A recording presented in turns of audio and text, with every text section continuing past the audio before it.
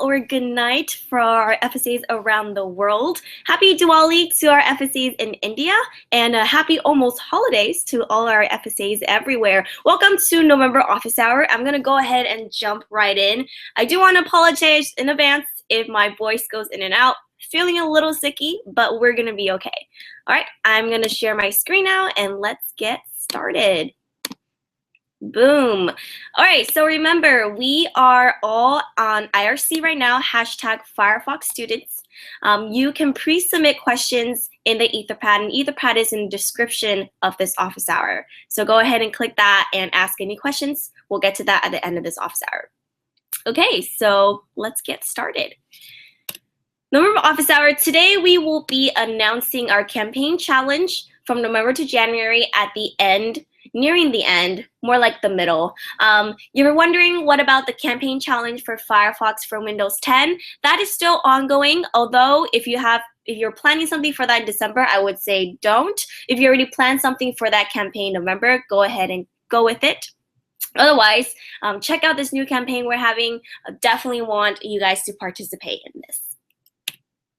Okay, so first off, if you're wondering again, what is campaign challenge? Well, on the marketing team, there's a campaign and we call them moment in time. So every time there's a campaign, we try to create an activity for our ambassadors to be able to join in and contribute to this awesomeness that's going on. Recently, on November 3rd, tracking protection with private browsing was launched. So this new feature was launched in our browser, and it was launched on Firefox for Android. And if you're wondering if it's on Firefox OS, it's also on Firefox OS. So this is a huge feature that launched, and we're going to get into what it is later. On November 12th, which is today, Firefox for iOS also launches. So we have two big launches, the feature with tracking protection and Firefox for iOS. It's huge. If you want to check it out, if you have an iPhone, definitely go to this link, mzl.la/get-iOS.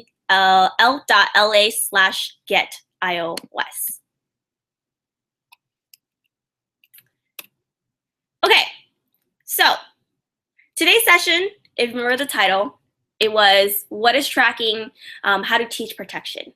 So today we really want to teach you guys about the fundamentals of what's going on the internet, what does tracking mean, and what are cookies, so you can understand it and so you can bring this material and teach other people. So starting off, the very, very simple question is, what is tracking? Well, every time we go online, we leave behind traces of our activity. So these activities, they're called our digital footprints, because tracking is sort of like retracing our steps. But the thing about digital footprints is they reveal a lot more than where we've been, right? Like which websites we've been to, where did we go a few hours ago, where do we go now. It reveals everything from your preferences to our identities.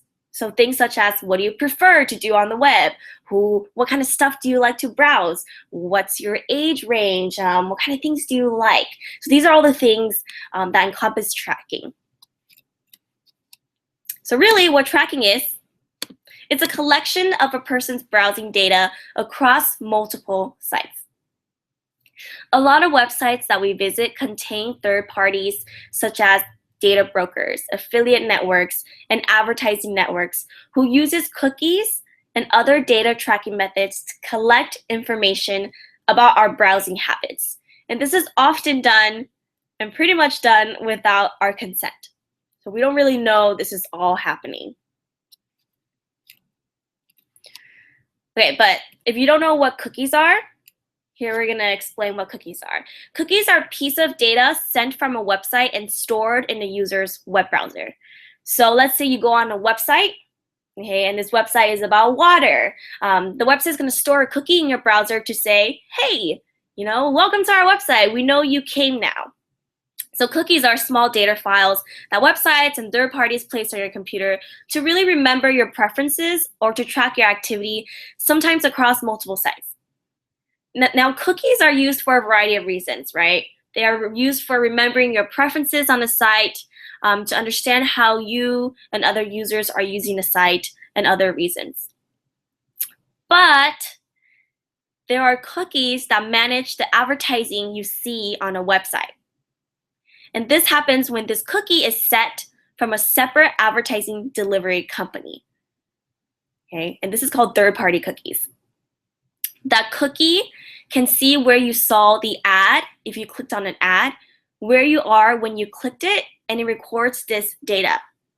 And all of these cookies can be collected to draw conclusions about who you are, such as if you're a cat lover because you went on these cat websites or clicked on a lot of cat ads, or if you're a Star Wars fan because you clicked on a lot of ads on Star Wars. And these cookies, again, are called third-party advertising cookies, and they track you across different websites, and they kind of understand who you are.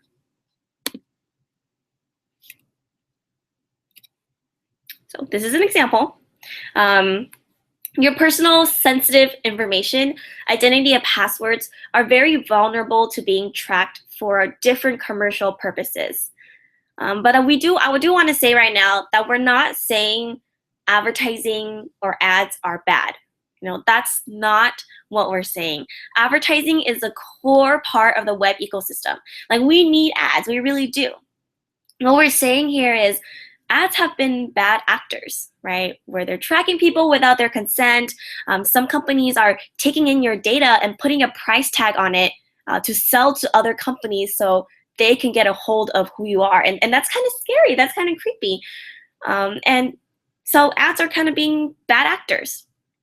And we, as users, we should have a say in whether or not we like to share our personal data, and also to who and to where. So how do you protect yourself from all of this tracking that's going on? There are a few ways, okay? Number one, deleting your unused accounts.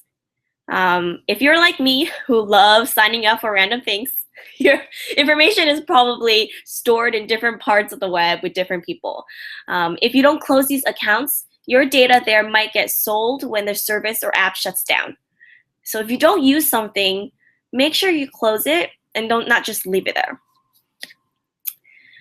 Protect your profiles. Some services you use lets you take control of the information they have about you. So for example, you can manage your profile and your preferences on Yahoo and Facebook ads. Next, don't forget about apps. Your mobile apps can access a lot of information about you. So control your privacy and location settings on iOS and on Android. And it's very easy to.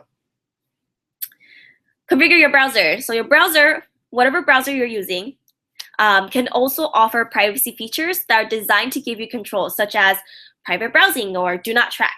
If you don't know what do not track is a feature that tells social sharing services, publishers, analytics providers, and third-party trackers that you want to opt out of tracking. It's a nifty feature. And some Firefox-related features, if you don't already know them, you probably already do because you're all so great, is a forget button, where you can quickly delete your browsing history on Firefox. There are a lot of different privacy add-ons, such as Lightbeam. Lightbeam enables you to see first and third-party sites you interact with on the web. So it actually shows you a web and the interaction. It's kind of crazy cool. May kind of scare you a little bit because you'll see all the different kinds of connections you have. And most importantly, the number one feature, okay, that you can use to protect yourself from all this tracking, or to give you a choice in it, is private browsing with tracking protection. So if you don't know already what it is, we're going to dive into what it is.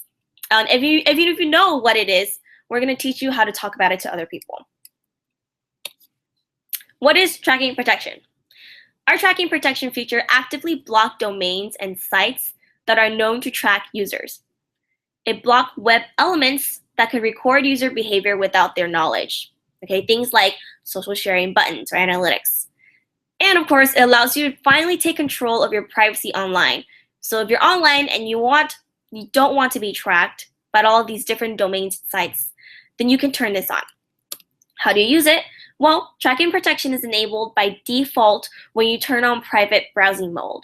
So if you're already updated to Firefox for you 2, or if you use like Developer Edition, Firefox, or Android, when you turn on private browsing, tracking protection is automatically enabled.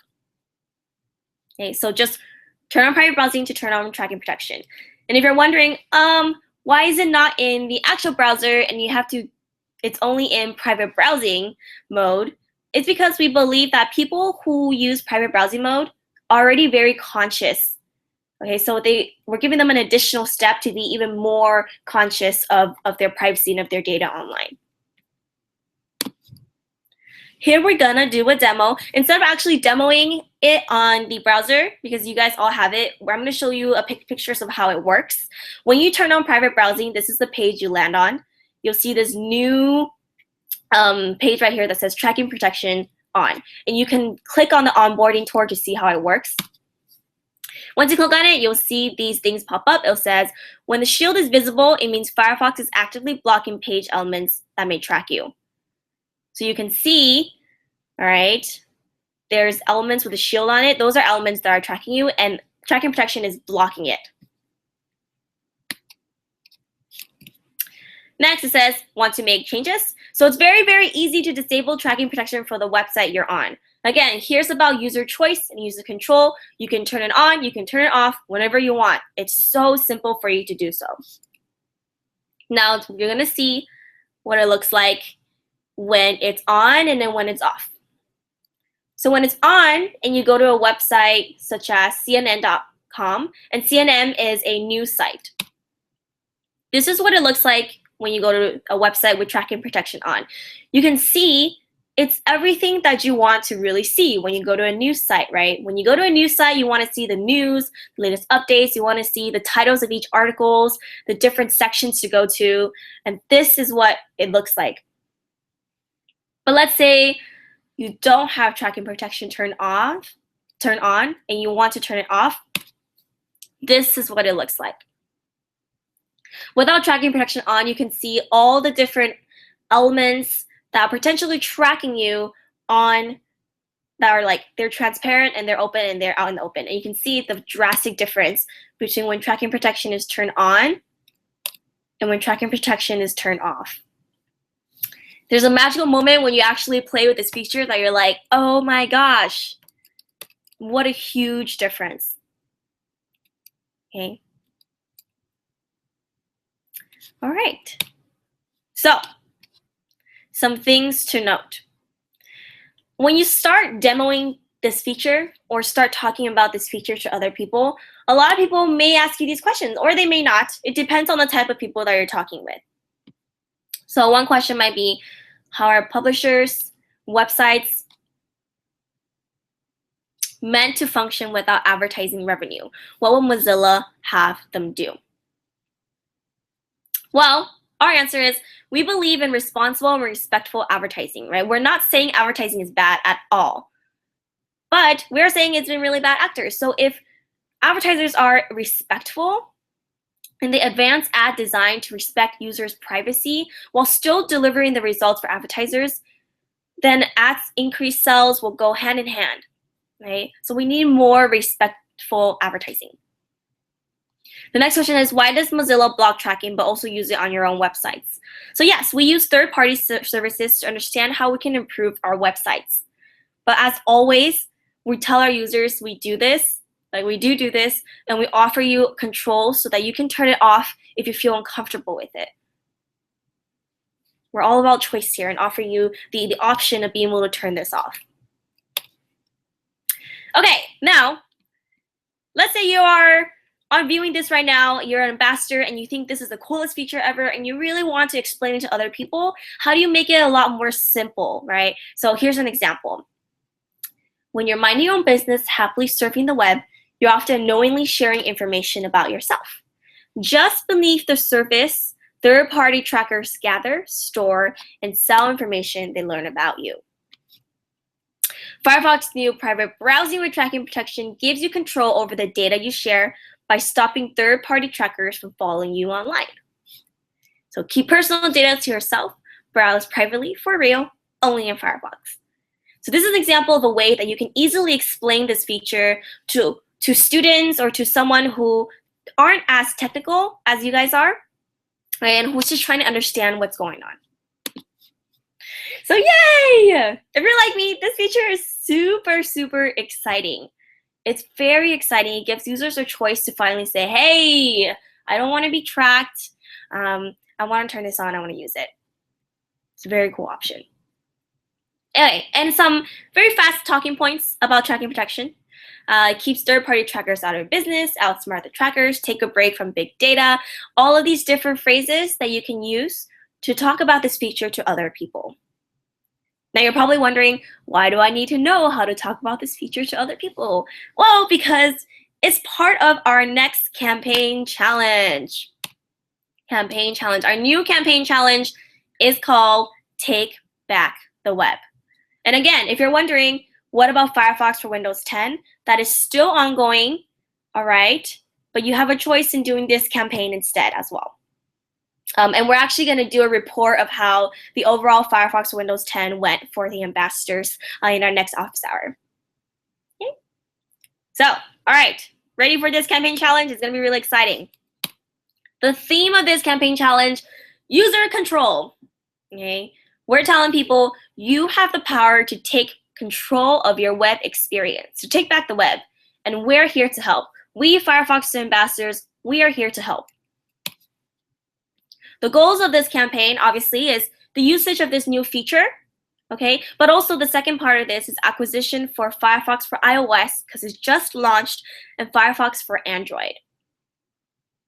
And the timeline of this campaign challenge is from November to the end of January and kind of start of February. And the reason why is because in January, it is Data Privacy Day, okay?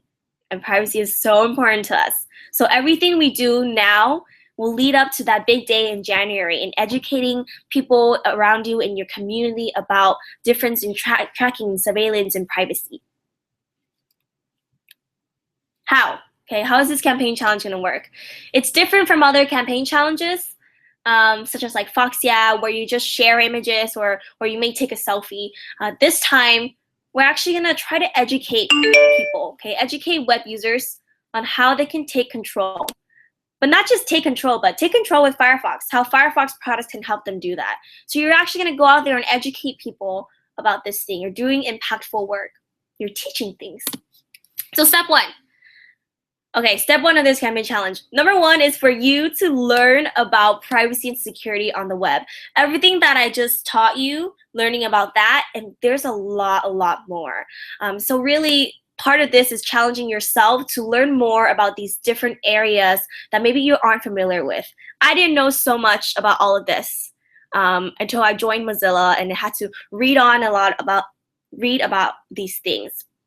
And if you're like, oh my gosh, I don't know where to find these things, don't worry, there are so many resources available for you online from Mozilla that can teach you these things. Now, there's a power in knowing about what's going on the web, and there's another power in being able to teach these things to other people who are not familiar. Okay, so these are the resources. Let me explain what they are. Smart on Tracking is your Internet Owner's Manual. You can learn intel and tips from Mozilla policy team and programmers. I'll give the link to this deck for you to click, for you to access, so you have information to all of this after. Mozilla Learning Privacy Basics is a website for you to learn how to safeguard your privacy online. It's very basic privacy principles, such as protecting your password. And the next link, presentations and teaching kits. There is a privacy task force at Mozilla that groups together all these amazing resources, from presentations to videos to activities around privacy and security that you can use, all right, to create your own resource or even just use what they have right now. So these are all the resources available to you for you to learn, and learn. Step two, now that you learned, let's teach other people, okay? Let's teach other people what you know so that they too can feel like they have more control of their web experience. And of course, a part of this is when you teach them all this stuff, make sure you let them know, hey, by the way, Firefox can help you. Our products can help you take control. So when you teach others, what do you talk about, right? That's like the big thing. What's my agenda? There are a ton of different topics. You can talk about private browsing and tracking protection, like we just did and demo it.